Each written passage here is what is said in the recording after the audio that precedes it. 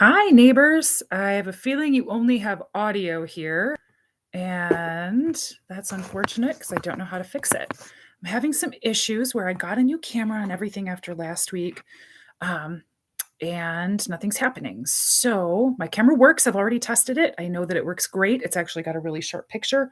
So let me see what I can do here.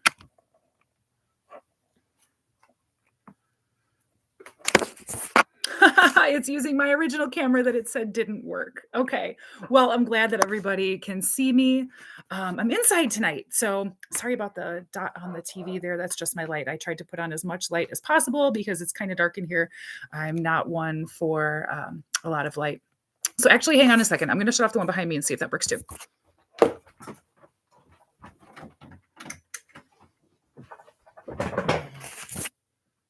That's actually better. So, thank you for joining me whenever this is, whether it is Tuesday, October 21st, or some other day. Last week, I was scheduled to talk about bulk garbage pickup and how it changed. That has been a huge topic on so many minds when I have knocked on doors and met with voters.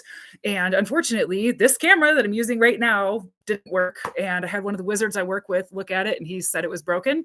So I went and I got one of these, the standard camera, and it worked great until just now. So, anyway, here we are together. And I wanted to just share what I've learned from other people and my own thoughts on the bulk garbage change situation.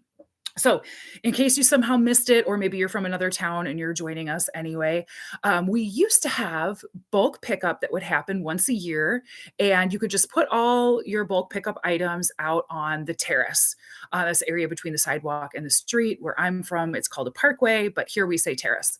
And you had like so much space you could use. It could be like no bigger than, or no more stuff than like the bed of a pickup truck. I think that might have been one of the guidelines that, of course, you couldn't put different things out there. But for the most part, you could get rid of an old couch. You could get rid of, big, bulky stuff that isn't going to fit in your garbage can and that a lot of people don't have the means to get to the dump.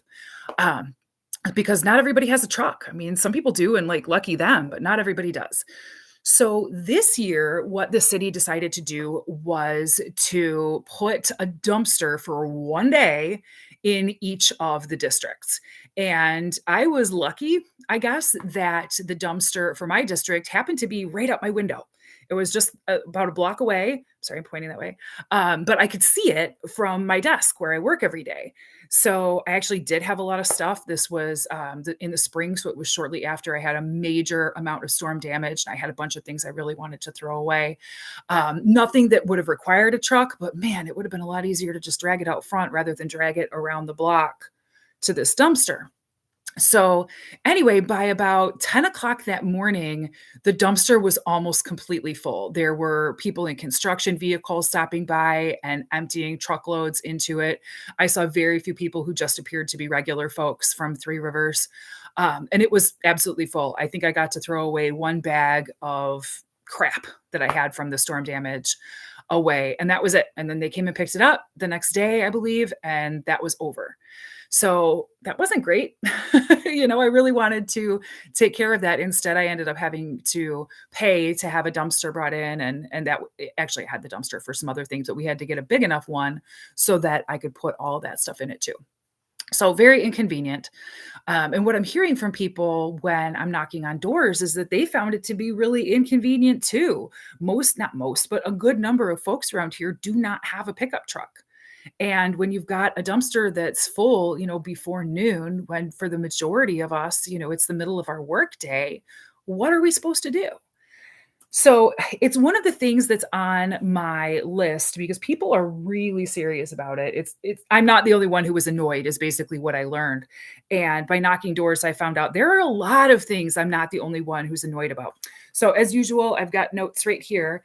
I mentioned online that I was going to present our city manager with a list of questions upon my election.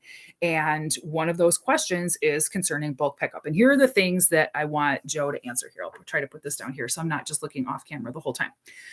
So, my first question is, who determined that it should be changed? And did that decision go before the city commission? I could probably dig through old agendas, but Joe Bippus is going to know this off the top of his head. Next question is, was there public input on this decision? And if so, how was that opportunity advertised?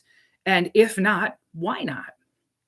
Next question, was the dumpster method considered successful or unsuccessful? And how is success or failure measured? Number 4, have complaints of blight increased or decreased since the dumpster plan was enacted? And how much money was saved through this dumpster method? I want to know the dollars and the percentage, because that's all the only way to know the truth is to ask both of those questions. So that's what I'm going to do. And I'm really interested to see what the answers are. This is something that Kalamazoo did at some point too. And I lived in the Vine when it happened. And whoa, was that plan a disaster? They brought in, I would say, half a dozen or so dumpsters, and they lined them up in front of Davis Park and left them there for, oh gosh, probably over a week. And it was madness.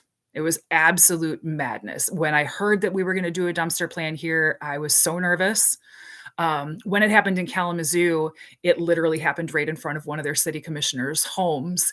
So she had a view of it every single day and was very vocal in trying to get these dumpsters picked up and then trying to get the absolute mess that was left behind, because people were going and picking through things and people were throwing just regular household garbage in there that was then getting picked through and thrown out. Tons of construction garbage, as I saw here. And it was just an utter failure.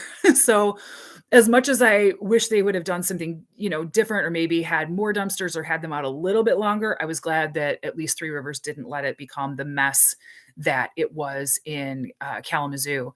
But I think that the people need to have input on things like this. It's a service that we've come to expect every spring. And, our property taxes aren't going down. And yes, I understand that we have to make changes and that sometimes you try a new method, but that should go before the people. That should be well advertised that, hey, we're looking to change a big part of, one of our city services that you've come to expect every spring. What do people think about it? Because I think what would have happened had this been very publicly discussed before the decision was made, I think a lot of people would have said, well, I don't have a truck, or I work all day. Like maybe I'm going to work a 12-hour day and I won't have an opportunity to get to that dumpster. How are we going to keep construction garbage out of it? How are we going to keep this to just people in the neighborhood? There would have been a lot of questions that I would have asked, and that I think people in general would have asked had they known that this was a possibility. So that's what I have to say about that. And again, this is something that has been constantly brought up at doors. I've talked with hundreds of voters at this point. I haven't actually counted up the doors that I knocked. I will do that at the end. Hopefully I've kept all my spreadsheets that I printed out, because I made a bunch of them and then I printed out different ones, but whatever. But I've really, really, really been enjoying getting to know so many more neighbors and hearing things that I never knew about. For example, there's a neighborhood on the east side of town that has had some, I guess what I'd call sketchy road repairs, things that I don't usually see happen in any city. And now they're experiencing some pretty significant flooding because of it.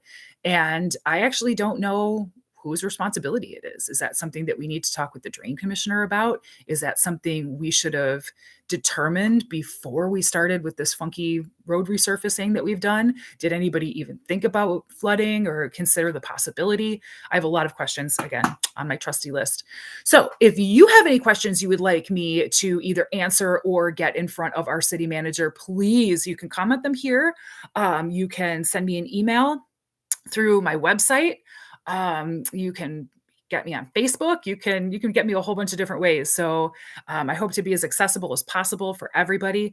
And soon enough, I hope to just have the mayor's email. So you'll just be able to correspond with me that way, or show up at City Hall, or make an appointment with me, or come to the office hours that I'll be holding at least once a month, where you can just come in a really informal setting and we can just chat like neighbors.